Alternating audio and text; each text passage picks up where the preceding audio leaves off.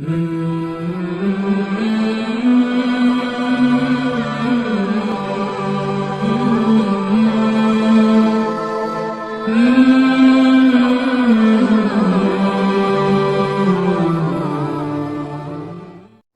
باللہ من الشیطان الرجیم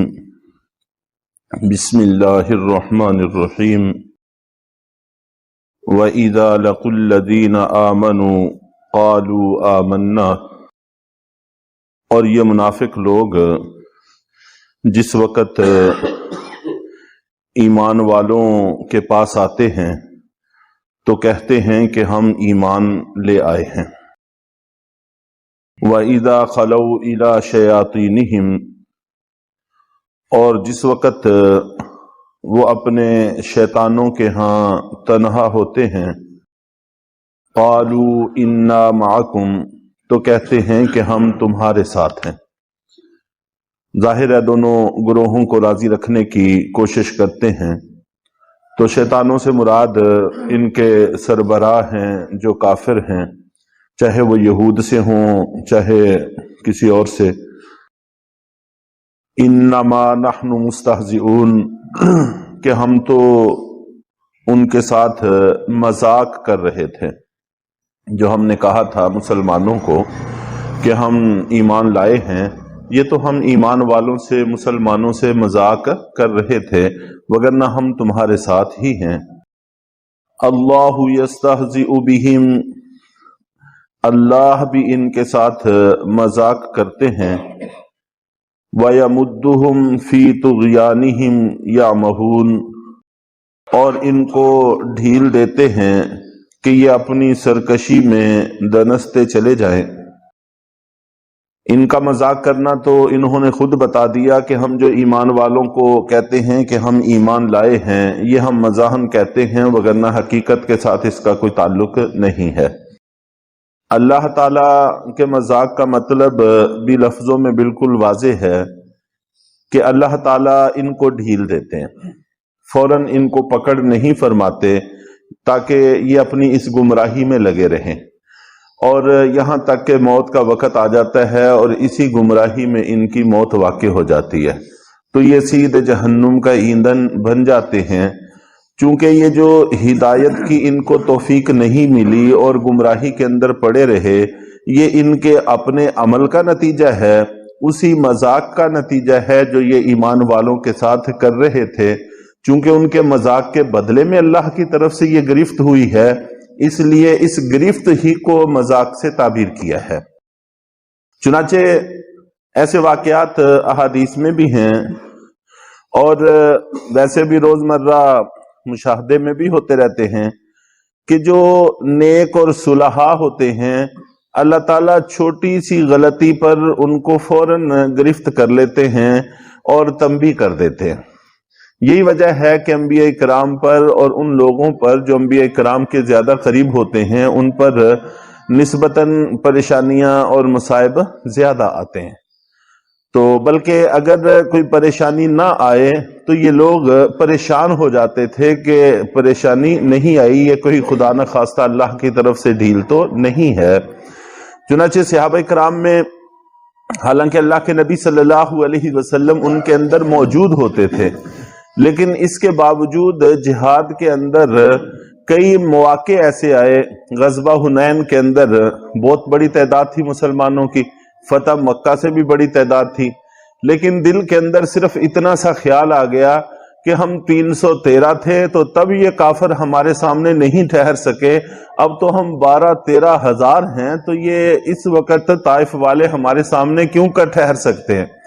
چنانچہ اس خیال آنے پر ہی اللہ کی طرف سے تنبیہ ہوئی اور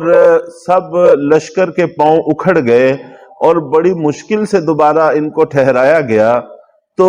جو صلحاء ہوتے ہیں، اللہ والے ہوتے ہیں، مخلصین ہوتے ہیں، اللہ تعالیٰ فوراً ان کو تنبیہ کر کے ان کو حقیقت کی طرف لے آتے ہیں کہ تعداد کی وجہ سے ایمان والوں کو فتح حاصل نہیں ہوتی، بلکہ یہ تو اللہ کو ساتھ لینے کی وجہ سے حاصل ہوتی ہیں، اللہ کے فضل سے حاصل ہوتی ہیں۔ پورے کے پورے لشکر پر گرفت اللہ کی آ گئی، صرف اتنا سا خیال آنے پر، اور جو اس طرح کے لوگ ہوتے ہیں کافر، منافق، بد خصلت، ان کو اللہ تعالیٰ ڈھیل دیے جاتے ہیں تو یہ ڈھیل ہی ان کے لیے تباہی کا سبب بن جاتی ہے۔ اجتماعی واقعات بھی ایسے موجود ہیں، انفرادی واقعات بھی ایسے موجود ہیں۔ چنانچہ شام کی جنگوں کے اندر بھی واقعہ اس طرح کا پیش آیا کہ ایک صحابی ان کے غلام مقابلے کے لیے جانے لگے، تو انہوں نے کہا کہ تمہارے پاس زرہ نہیں ہے، اس لیے تم نہ جاؤ، میں جاتا ہوں۔ چنانچہ خود گئے اور دشمن کے پہلے ہی تلوار کے وار سے کندھا اچھا خاصا زخمی ہو گیا، اور فوراً احساس ہوا کہ میں نے جو یہ سوچا ہے کہ اس کے پاس چونکہ زرہ نہیں تھی اس لیے اس کے پاس تحفظ نہیں تھا، میرے پاس چونکہ زرہ ہے اس لیے تحفظ کا سامان ہے، تحفظ کا سامان تو اللہ کرتے ہیں۔ تو فوراً وہاں سے واپس پلٹے اور آ کر پورے لشکر کو خطاب کر کے کہا کہ کبھی کسی سامان کے بھروسے پہ نہ نکلنا، اللہ کے بھروسے پہ نکلنا۔ یعنی ایسے واقعات سے کتابیں بھری پڑی ہیں کہ معمولی سی خطا پر اللہ کی طرف سے فوراً گرفت آ جاتی ہے۔ یہ بندوں کے مومن ہونے کی علامت اور دلیل ہوتا ہے، اور ان کو اللہ نے جو ڈھیل دی ہے یہ چونکہ ان کے مذاق کے بدلے میں ہے تو اس لیے اس کو مذاق ہی سے تعبیر کیا، اور یہ ان کے حق میں کوئی فائدہ مند چیز نہیں تھی۔ اولئک الذین اشتروا الضلالۃ بالہدی، یہ وہ لوگ ہیں جنہوں نے ہدایت کے بدلے میں گمراہی کو خرید لیا ہے۔ ایک تو یہ ہے کہ گمراہی ویسے حاصل ہو گئی، نہیں، یہ وہ لوگ ہیں کہ ایمان ان کو مل رہا تھا لیکن انہوں نے ایمان کو چھوڑ کر ہدایت کو چھوڑ کر گمراہی کو ترجیح دی، جس کو اللہ تعالیٰ نے خریدنے سے تعبیر کیا ہے کہ قیمت بھی ادا کرنی پڑی۔ ظاہر ہے کہ جب انسان ایمان کو چھوڑ کر کفر حاصل کرتا ہے، ہدایت کو چھوڑ کر گمراہی پر چلتا ہے، تو یہ گمراہی پر چلنے پہ اس کو بہت بڑی قیمت دینی پڑتی ہے، آخرت کا جہان سارا کا سارا دو پہ لگانا پڑتا ہے، دنیا کی مصیبتیں تو الگ رہیں۔ تو یہ وہ لوگ ہیں جنہوں نے ہدایت کے بدلے میں گمراہی کو خرید لیا ہے۔ فما ربحت تجارتہم،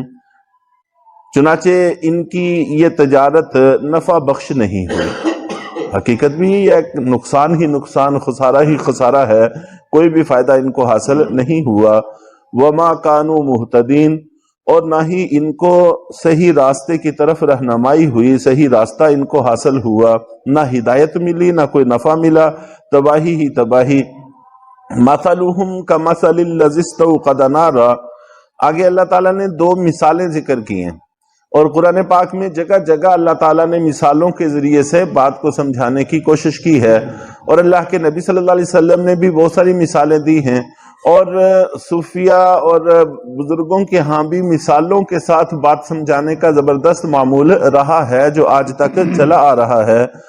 تو اللہ تعالیٰ نے یہاں پر مثال ذکر کی ہے کہ ان کی مثال ایسی اس شخص کی سی ہے جس نے آگ روشن کی،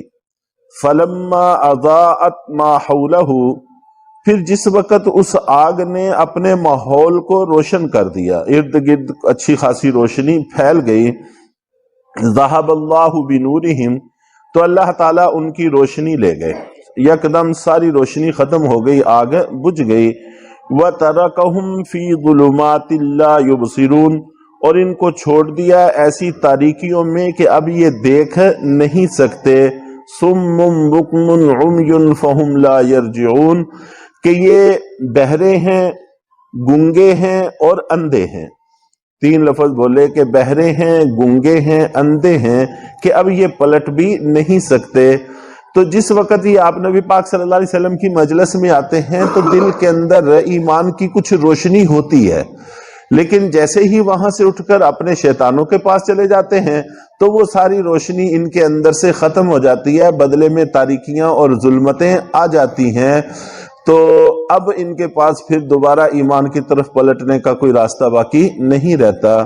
تو اللہ تعالی ہم سب کو ہدایت کے مواقعوں سے ہدایت پانے کی بھی توفیق عطا فرمائے اور محرومیوں سے بھی محفوظ فرمائے۔